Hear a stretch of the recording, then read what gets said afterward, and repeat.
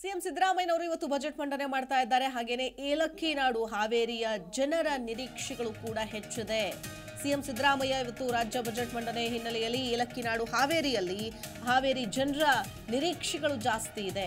ಜಿಲ್ಲೆಯ ಅಭಿವೃದ್ಧಿಗೆ 100 ಕೋಟಿ ವಿಶೇಷ ಅನುದಾನಕ್ಕೆ ಆಗ್ರಹವನ್ನ ವ್ಯಕ್ತಪಡಿಸೋ ಚಾನ್ಸಸ್ ಇದೆ. ಕೃಷಿ, ಪ್ರವಾಸೋದ್ಯಮ ಮತ್ತು ಇತರೆ ಅಭಿವೃದ್ಧಿಗೆ ಅನುದಾನ ಬೇಕು ಅನ್ನೋದು. ಹಾವೇರಿ ಜಿಲ್ಲೆಯಲ್ಲಿ ಪ್ರತ್ಯೇಕ ಡಿಸಿಸಿ ಬ್ಯಾಂಕ್ ಅಗತ್ಯ ಇದೆ. ಸರ್ವಜ್ಞ ಕಾಗಿನೆಲೆ ಅಭಿವೃದ್ಧಿ ಪ್ರಾಧಿಕಾರಕ್ಕೆ ವಿಶೇಷ ಅನುದಾನದ ಅಗತ್ಯ ಇದೆ. ಜಿಲ್ಲೆಗೆ ಕೈಗಾರಿಕೋದ್ಯಮ ನಿರ್ಮಾಣ ಮಾಡುವಂತೆ ಅಲ್ಲಿನ ಜನ ಒತ್ತಾಯವನ್ನ ಮಾಡ್ತಿದ್ದಾರೆ. ಈಗ ನಾನು ಈ ಕರ್ನಾಟಕ ಸರ್ಕಾರದಲ್ಲಿ ಒಂದು ಮನವಿಯನ್ನ ಮಾಡ್ಕೊಳ್ತಾ ಇದ್ದೀನಿ. 2024ರಂದು ತಾವು ಈಗ ಬಜೆಟ್ನ ಮುಂಗಡ ಮಾಡ್ತಾ ಇದ್ದೀರಿ. ಈ ಬಜೆಟ್ ಮುಂಗಡ ಮಾಡುವುದರ ಜೊತೆಗೆ ಈಗಾಗಲೇ ಇಡೀ ನಮ್ಮ ಕರ್ನಾಟಕ ರಾಜ್ಯ ಮತ್ತು ಹಾವೇರಿ ಜಿಲ್ಲೆಯಲ್ಲಿ ಈ ಒಂದು ಅಭಿವೃದ್ಧಿ ಕುಂಠಿತವಾಗಿದೆ. ಅಭಿವೃದ್ಧಿ ಕುಂಠಿತ ಕಾರಣ ಏನ್ ಹೇಳ್ತೀರಿ ಅಂತ ಹೇಳಿದ್ರೆ, ಇಲ್ಲ ನಾವು ಯೋಜನೆಗಳನ್ನು ಕೊಟ್ಟಿದ್ದೇವೆ, ನಡೆದಂತ ನುಡಿಗಳನ್ನ ನುಡಿದಿದ್ದೇವೆ ಅಂತ ಹೇಳ್ತಾ ಇದ್ದೀರಿ. ನೀವು ಯಾವ ರೀತಿಯ ನಡೆದಂತ ನುಡಿಗಳದ್ರ ಮುಖಾಂತರ ಈ ಒಂದು ರಾಜ್ಯವನ್ನ ಬಲಪುಷ್ಯವನ್ನಾಗಿ ಮಾಡ್ತಾ ಇದ್ದೀರಿ. ಇಂದ ಬಿಜೆಪಿ ಸರ್ಕಾರ ಅಧಿಕಾರದಲ್ಲಿದ್ದಾಗ ಈ ಒಂದು ರೋಡ್ ಆಗಿರ್ಬೋದು, ಹಾಗೂ ಹಾವೇರಿ ಜಿಲ್ಲೆಯಲ್ಲಿ ವಿಶೇಷವಾದಂತಹ ಮೆಡಿಕಲ್ ಕಾಲೇಜ್ ಆಗಿರ್ಬೋದು, ಲಾ ಕಾಲೇಜ್ ಆಗಿರ್ಬೋದು, ಮೆಗಾ ಡೈರಿ ಆಗಿರ್ಬೋದು, ಇವು ಬಿಜೆಪಿ ಸರ್ಕಾರದಾಗೋದು ಬಿಟ್ರೆ ಈ ಒಂದು ಕರ್ನಾಟಕ ರಾಜ್ಯ ಕಾಂಗ್ರೆಸ್ ಸರ್ಕಾರದಿಂದ ಯಾವುದೇ ತರದಿಂದ ಅಭಿವೃದ್ಧಿಯನ್ನ ಕಂಡಿಲ್ಲ. ಆದ ಕಾರಣ ನಾವು ವಿನಂತಿಯನ್ನ ಮಾಡ್ಕೊಳ್ತಾ ಇದ್ದೀನಿ.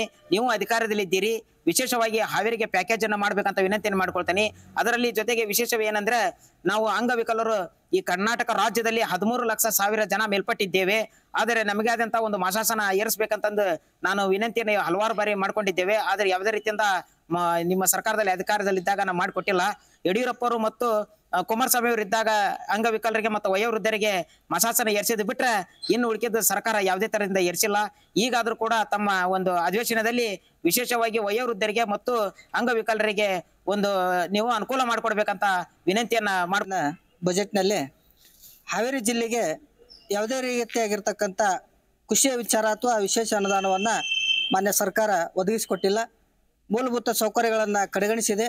ಹಾಗೆ ಕೆಲವೊಂದಿಷ್ಟು ಅನುದಾನಗಳನ್ನು ನಮ್ಮ ಹಾವೇರಿ ಜಿಲ್ಲೆಗೆ ನೀಡಲಿರೋದ್ರಿಂದ ಮತ್ತೆ ಹಾವೇರಿ ಜಿಲ್ಲೆ ಮಲತಾಯಿ ಧೋರಣೆಯನ್ನು ಅನುಸರಿಸಿದೆ.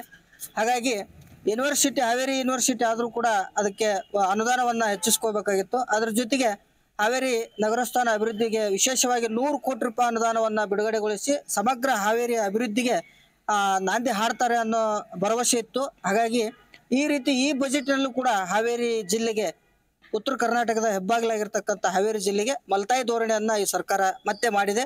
ಹಾಗೆ ಈಗ ಈ ಒಂದು ಮೂಲಭೂತ ಸೌಕರ್ಯಗಳನ್ನ ಕಡೆಗಣಿಸೋದ್ರಿಂದ ಹಾವೇರಿ ಜಿಲ್ಲೆ ಇಂಡಸ್ಟ್ರಿಯಲ್ ಸೆಕ್ಟರ್ಗಳಿಂದ ಕೂಡ ಹಿಂದೆ ಉಳಿದಿದೆ.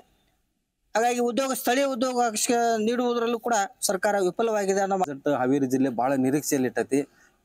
ಈ ಮುಂದೆ ಈ 2 ಶಾಸಕರು ಹೋದ್ರು ಇಂಪ್ರೂವ್ಮೆಂಟ್ ಆಗಿಲ್ಲ. ಈ ಗದಗ ನೋಡ್ರಿ ಭಾಳ ಇಂಪ್ರೂವ್ಮೆಂಟ್ ಆಗೈತಿ. ಅಲ್ಲೆಲ್ಲ ನೋಡಿದಂದ್ರೆ ಶಾಲೆ ಆಗ್ಬೋದು, ಹೈಟೆಕ್ ರೋಡ್ಗಳು, ಆಮೇಲೆ ರಿಂಗ್ ರೋಡು, ಒಂದು ಆಸ್ಪತ್ರೆ ಎಲ್ಲ ಇಂಪ್ರೂವ್ಮೆಂಟ್ ಆಗೈತಿ. ಇಲ್ಲೇ ಇದು ದೊಡ್ಡ ಹಳ್ಳಿ ಜಿಲ್ಲಾ ಅಂತ ಯಾರು ಕರೆಯಂಗಿಲ್ಲ, ದೊಡ್ಡ ಹಳ್ಳಿ ಅಂತಾನೆ ಕರೀತಾರೆ ಹಾವೇರಿ ಜಿಲ್ಲೆಗೆ. ಈ 2 ಶಾಸಕರು ಹೋದ್ರು, 2 ಶಾಸಕರು 2 ಉಸ್ತುವಾರಿ ಸಚಿವರು ಆದ್ರೂ ಇಲ್ಲಿ ಇಂಪ್ರೂವ್ಮೆಂಟ್ ಆಗಿಲ್ಲ. ಈ ನಮ್ಮ ಶಾಸಕರು ಆಮೇಲೆ ಉಸ್ತುವಾರಿ ಸಚಿವರು ಈ ಒಳ್ಳೆ ಬಜೆಟ್ ಅನ್ನು ಹಾವೇರಿ ಜಿಲ್ಲೆಗೆ ಒಳ್ಳೆ ಬಜೆಟ್ ಅಂತಂದು ಈ ಹಾವೇರಿ ಜಿಲ್ಲೆಯನ್ನು ಉದ್ಧಾರ ಮಾಡಬೇಕು. ಆಮೇಲೆ ಈ ಒಳಚರಂಡಿ, ಕುಡಿಯ ನೀರನ್ನು ಕಲ್ಪಿಸಿ, ಆಮೇಲೆ ಒಂದು ಉಗ್ರಾಣಗಳನ್ನ ರೈತರಿಗೆ ಒಂದು ಉಗ್ರಾಣಗಳನ್ನು ಕೊಟ್ಟೆ ಅಂತ ಮುಗಿತು. ಎಲ್ಲೆಲ್ಲ ದಿವಸೂರು ಅಲ್ಲಿ ಕಟ್ಟಾರ. ಹಾವೇರಿ ಜಿಲ್ಲೆಯಲ್ಲಿ ಸತತವಾಗಿ 3 ವರ್ಷ ಅತಿ ಹೆಚ್ಚಾದ ಮಳೆಯಿಂದ ಹಾಳಾಗಿದ್ದು, ಈ ವರ್ಷ ಅತಿ ಭೀಕರ ಬರಗಾಲವಾಗಿರೋದ್ರಿಂದ ರೈತರು ಬಹಳ ತುಂಬಾ ಕಷ್ಟದಲ್ಲಿದ್ದಾರೆ. ಇವತ್ತಿನ ಬಜೆಟ್ ಅನ್ನ ನಾವು ವೀಕ್ಷಣೆ ಮಾಡೋದಾದ್ರೆ, ನಾವು ಬಯಸೋದಾದ್ರೆ ನಮ್ಮ ಸಂಪೂರ್ಣವಾದಂತ ನಮ್ಮ ರೈತರ ಸಾಲ ಮನ್ನಾ ಆಗ್ಬೇಕು. ಅದ್ರ ಜೊತೆಗೆ ಏನಿಲ್ಲ, ಇವತ್ತೇನು KBಯಲ್ಲಿ ಏನು ಅದನ್ನ ವಾಪಸ್ ಪಡೆದಿದ್ರಿ. ಯಾಕಂದ್ರೆ ನಮ್ಗೆ 24,000 ರೂಪಾಯಿ ತುಂಬಿದ್ರೆ ಏನು TC ಕಂಬ ತಂತಿಯನ್ನ ಕೊಡ್ತಿದ್ರಿ, ಅದನ್ನ ವಾಪಸ್ ಪಡೆದಿದ್ರಿ. ಅದು ಕೂಡಲೇ ಏನಿಲ್ಲ ಇದೇ ಬಜೆಟ್ ನಲ್ಲಿ ಮಂಡನೆಯಾಗಿ ಜಾರಿಗೆ ಬರಬೇಕು ಅನ್ನೋ ಮಾತನ್ನ ಈ ಸಂದರ್ಭ. ಹಾವೇರಿ ಜಿಲ್ಲೆ ಏಲಕ್ಕಿ ನಾಡು ತರನೇ ಸಂತ ಶಿಶುನಾಳ ನಾಡು ಅಂತಾನೂ ಕರೀತಾರೆ. ನಮ್ಮ ಹಾವೇರಿ ಜಿಲ್ಲೆ ಸುಮಾರು ದೇವಾಲಯಗಳು 13 ದೇವಾಲಯಗಳು ಇದಾವೆ. ಯಾವುದೇ ಟೂರಿಸಂ ಅಂತ ಬಂದ್ರೆ ಆ ದೇವಾಲಯಗಳು ಯಾವುದೇ ಅಭಿವೃದ್ಧಿ ಕಾಣ್ತಾ ಇಲ್ಲ. ಅಲ್ಲಿ ಯಾವುದು ಪ್ರವಾಸಿಗರು ಬರ್ತಾ ಇಲ್ಲ. ಜಿ ಕನ್ನಡ ನ್ಯೂಸ್ ಈಗ ನಿಮ್ಮ ಮನೆಯಲ್ಲೇ ನೋಡಿ. ಎಲ್ಲ ಕೇಬಲ್ಗಳಲ್ಲಿ ಈಗ ಲಭ್ಯ. Sun Direct 292, Jio TV 1334, U Digital 162, City Cable 51, GTPL 17, Abhishek Cables 821, Rockline Telecommunication 51, Shri Basaveshwara number 60, Vinayaka Digital number 53, In Digital number 896ರಲ್ಲಿ. ನಿಮ್ಮಿಸ್ತದ ಜಿ ಕನ್ನಡ ನ್ಯೂಸ್ ನೋಡಿ ಆನಂದಿಸಿ.